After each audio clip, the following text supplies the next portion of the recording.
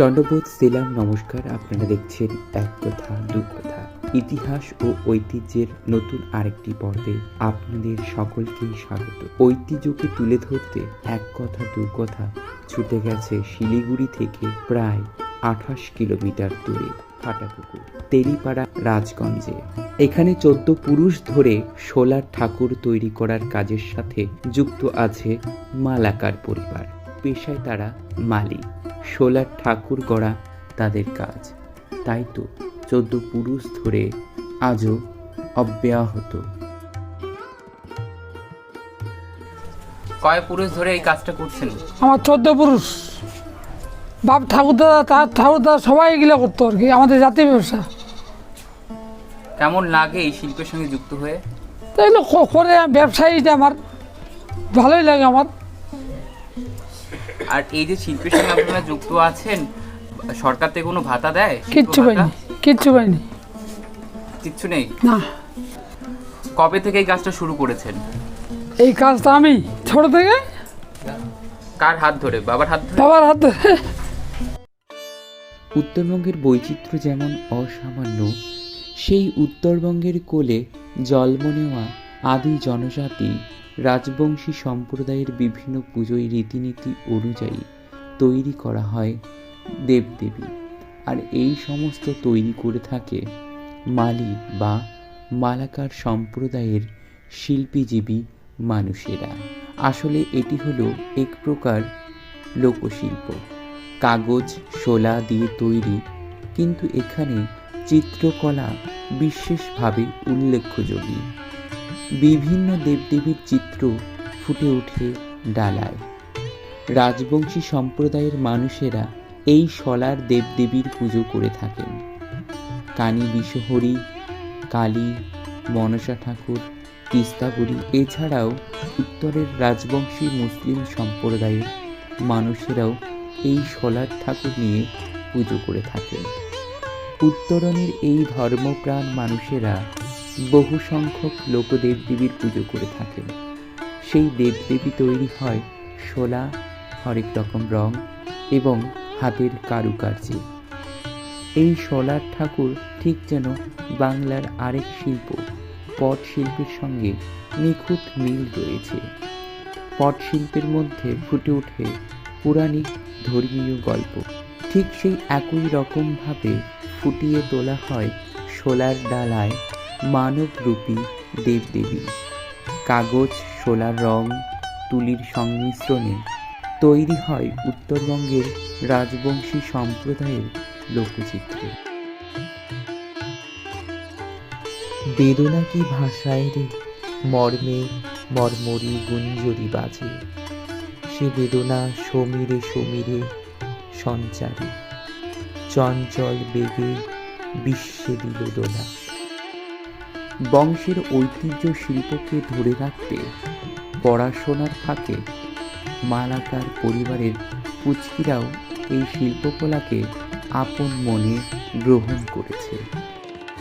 মালাকার বাড়ির মহিলারা কাঁধে কাঁধ মিলিয়ে এই শিল্পের সাথে যুক্ত হয়ে কাজ করছে। আমার জেঠা শ্বশুর আমাকে শিখাইছে এই কাজ।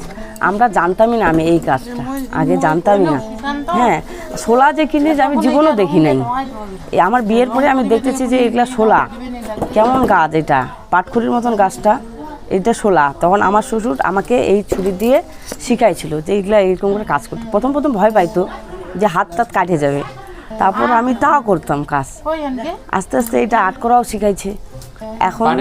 এখন ফুল পারি, মুটুক টুটুক এভরিথিং সব বানাই এখন। মুটুক পারেন? হ্যাঁ, আগে তো কিছুই পারতাম না। এখন মানে একজন যদি কেউ আসে নিতে এই জিনিসগুলা, আমি একা বানাই দিত। মানে বিয়ের হওয়ার পর এখানে আসার পর তারপর দেখলাম, শিখলাম এগুলা জিনিস, কি জিনিস এগুলা আগে আমি দেখিও নাই, শিখিও নাই। আগে বাপের বাড়ি কোথায় ছিল? শিলিগুড়ি শিব মন্দির,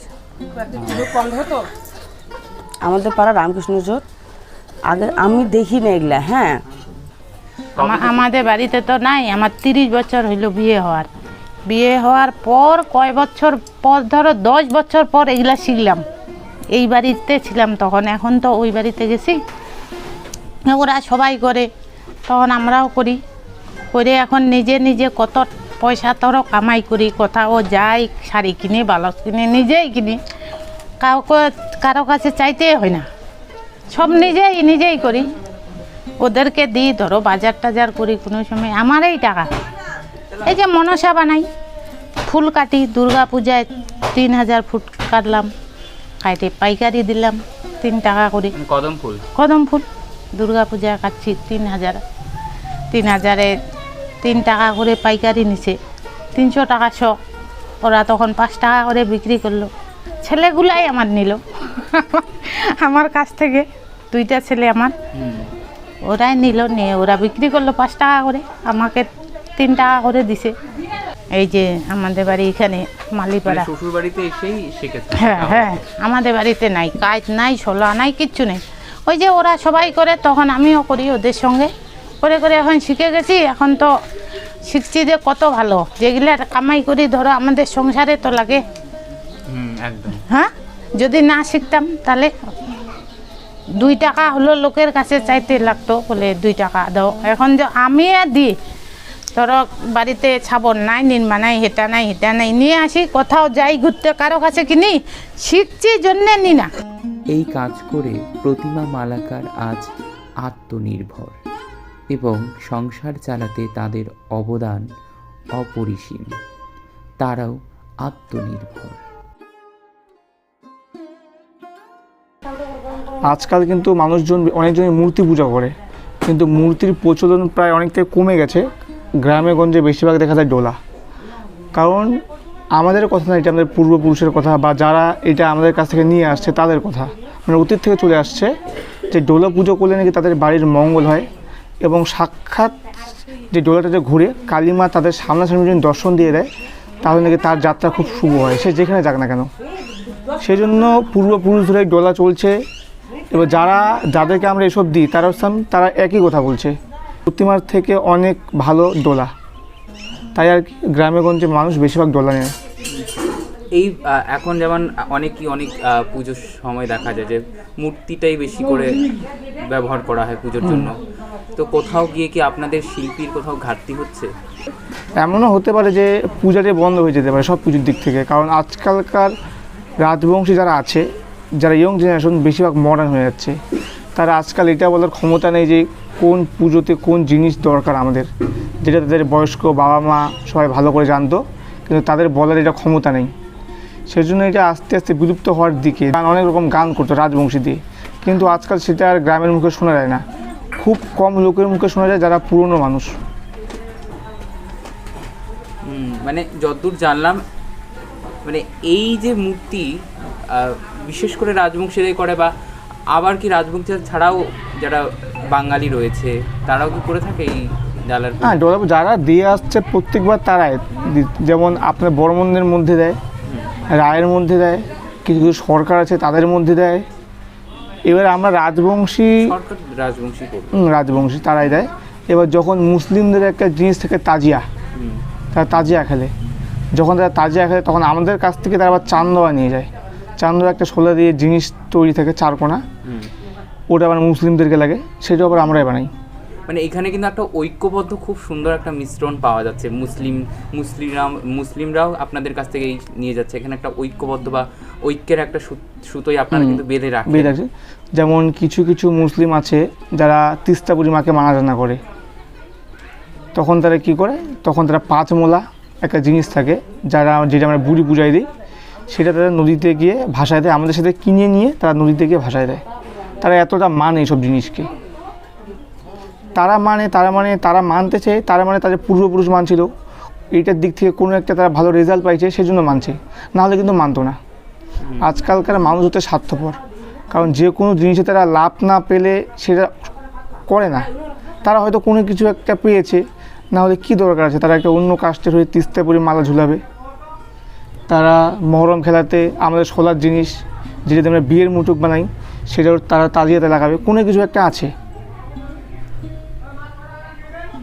আর কোথাও এখন যেহেতু একটা প্রতিযোগিতার সময়, প্রতিনিয়ত আমরা প্রতিযোগিতায় সম্মুখীন হচ্ছি, সেখানে দাঁড়িয়ে কি কোথাও এই শিল্প হারিয়ে যাওয়ার মতো অবস্থায় আছে কি? হারিয়ে যাওয়ার বলতে কি প্রায় এই শিল্প হারিয়ে যাওয়ার দিকে, কারণ আগে যেমন আমরা এসব বিক্রি করতাম, অনেকজন বয়স্ক লোক আসতো যে আমাদের এই ঠাকুর, যেমন কালীর মধ্যে টোটাল 18টা কালী আছে, বিশ্বজি অনেক টাইপের আছে। আগে পূর্বপুরুষরা এসে বলতো যে আমাদের এটা বানাই দিও। যেমন আমরা তাদের মুখ চেঞ্জ কয়েকজনকে চিনি, আসলে বলে দিই দাদা আমাদের ঠাকুরটা রেডি করে আমরা বানাই দিই। যখন তাদের ইয়ং জেনারেশনগুলো আসে, তাদের বাচ্চা কাচ্চা, তারা কিন্তু সেটার নাম বলতে পারে না যে আমাদের এটা, আমাদের ওটা। তো এইভাবে হয়তো আস্তে আস্তে বিলুপ্ত হতে পারে। মানে এবার আপনারা তো শিল্পী মানুষ, হুম। এসব মানে শিল্পী, তো শিল্পী মানুষের যে সরকার, রাজ্য সরকার যেটা করেছে শিল্পী মানুষদের জন্য শিল্পী ভাতা করেছে, তো সেখানে দাঁড়িয়ে কি সরকার আপনাদের কোনো অনুদান বা সাহায্য বা কোনো ভাতা দিচ্ছে? না, সেটা কোনো কিছু দিচ্ছে না। কিছুদিন আগে আমাদের মুখ্যমন্ত্রীকে একটা শিল্পের জন্য বের করলো যে 5,000 টাকা করে দিবে। তো গেছিলাম ফর্ম ফিল আপ করতে, সফটওয়্যার ডাউন তো আর হলোই না। আমার বলে একা না, তো সবাই যত শিল্প আছে কারোর সেটা হলো না। আর তার মধ্যে আমাদের বাড়িতে প্রচুর রিপোর্টার আসছে, তুলিয়ে নিয়ে গেছে অনেক কিছু, কিন্তু আমরা কোনো সুযোগ সুবিধা পাচ্ছি না। যেমন শোলা, প্রচুর জিনিসের দাম বাড়ছে, মানুষ এখানে তারা কোনো প্রতিবাদ করছে না, তারা জিনিস নিয়ে নিচ্ছে। যেমন কোনো কিছু একটা বাজারে মার্কেট নতুন ড্রেস বাড়ায়, ব্র্যান্ড কোম্পানি, খাবার, মানুষ সেখানে কোনো দামাদামি করে না, তারা নিয়ে নেয়। যেমন আমাদের শোলা পাড়ায় বিলুপ্ত, রাজবংশী এখন শোলা পাওয়া যায় না। আগে সব পুকুরে পাওয়া যেত, এখন আমরা এটা কাঠিয়া, পাঞ্জিপাড়া, বর্ধমান, বীরভূম এইসব জায়গা থেকে নিয়ে আসি। ওখানে এটা আবাদ হয়, এদিকে যেমন ধান চাষ, ওদিকে শোলা আবাদ হয় বড় বড় পুকুরে। এখন পার পিস ছোলার দাম আমাদের 10 থেকে 12 টাকা পড়ে যায়। এইটা আমরা করছি কারণ আমাদের পূর্বপুরুষ করে গেছে, নাহলে এটা বিলুপ্ত হয়ে যেত। কিন্তু এটার যে একটা মূল্য, সেই মূল্য আমরা পাচ্ছি না ঠিকঠাক।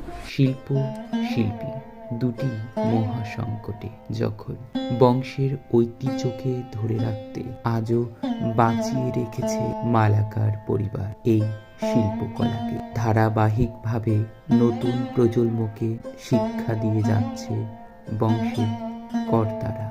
অন্তিম পর্বে রবি ঠাকুরের দুটি লাইন দিয়ে সমাপ্ত করছি। জানি হলো যাবার আয়োজন, তবু পথিক থাকো কিছুক্ষণ। শ্রাবণ গগন বাড়ি ঝরা, কানন বিথি ছায়ায় ভরা।